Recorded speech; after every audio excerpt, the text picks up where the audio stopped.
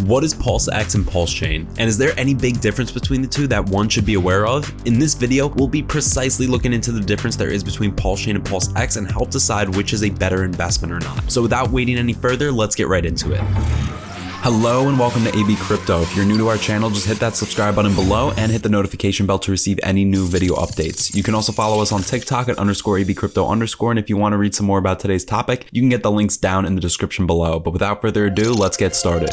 Like it or not, Richard Hart has outdone himself in this bear market. While the entire crypto community is worried that any other project they're invested in may have the same fate as that of Terra Luna or Celsius, which filed for bankruptcy, Hex, which many believe is a scam, seems to be holding up really well. Because of this, Hart has proven his worth, which is a reason why the community is so engaged with PulseChain and PulseX and growing every passing minute. However, from an investor's point of view, this brings an important dilemma, especially for those who have more faith than Richard Hart. Since both PulseChain and PulseX are the brainchild of Richard Hart, raising an important question: which is better to invest in and why? Before we can answer that, let's first look into what PulseChain and PulseX are and also see what's the difference between the two. One can be thankful to Ethereum because that is the entire reason behind why we're going to have PulseChain. Just like many, Hart also got fed up with Ethereum's high gas fees and slow transaction rates. As a person with knowledge of creating a successful crypto project before and with entrepreneurial instincts, he wants the community to have something better and thus decided to work on PulseChain. This is precisely why he built PulseChain as the first hard fork with the full system state of Ethereum, meaning PulseChain will contain the copies of every Ethereum smart contract, tokens, and user account. Additionally, it is built for speed and efficiency due to its general purpose blockchain. For reference, it takes 15 seconds for a transaction to be completed on Ethereum. On PulseChain, it will only take 3 seconds and at times even less than that. Now, isn't that something? With the help of its high throughput, its 3-second block time, and low transaction fees, PulseChain is the most ideal for building decentralized applications. While being at it, Hart wants PulseChain to be eco-friendly as well, and this he will achieve through the help of a proof-of-stake authority consensus mechanism, a modern consensus mechanism achieved through the help of validator staking, rotation, and slashing as native system contracts. Pulse will be the native PRC20 token of PulseChain and will find its utility in voting, delegating stakes to validators, and payments of the transaction fees. PulseX, on the other hand, is entirely different. It is not the fork of Ethereum, but rather the fork of Uniswap. It is designed to be the leading decentralized exchange, or DEX, of PulseChain's ecosystem. Since a lot of projects are going to be built on PulseChain, as we've already seen over 115 are currently in progress, there will be a need to exchange their tokens to access those projects. In a way, PulseX enables the exchange of PRC20s on PulseChain for one another. Since DEXs like SushiSwap and Uniswap have their governance tokens such as Sushi and Uni, respectively, the PLSX will be PulseX's native token. Thus, once the project will be launched, both PulseChain and PulseX will do entirely different jobs, and this is precisely how they are designed to be from day one.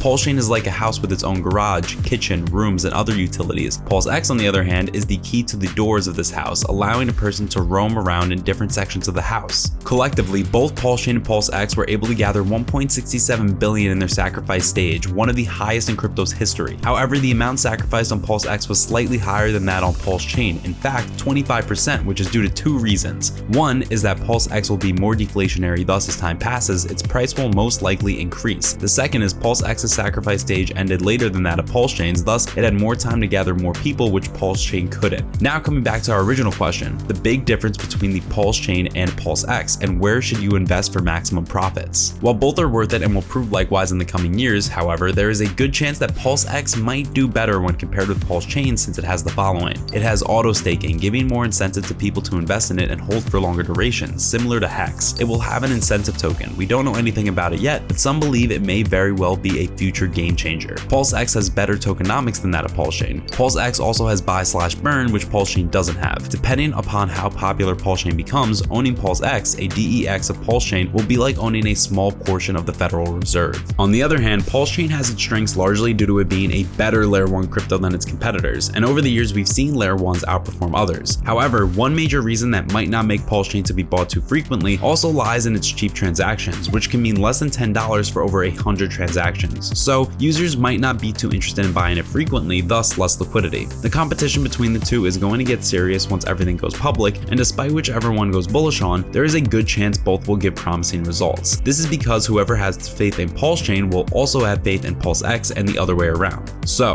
what do you think? Who do you think will do better and which one should you invest in? Please don't forget forget to let us know in the comment section down below. This brings us to the end of today's video. We hope you guys found this video resourceful and entertaining, and if you have any more information to add to improve to the content in this video, please do so down in the comment section. Don't forget to subscribe to our channel, and if you loved watching this video, send us those likes. We thank you guys for watching and see you in our next video.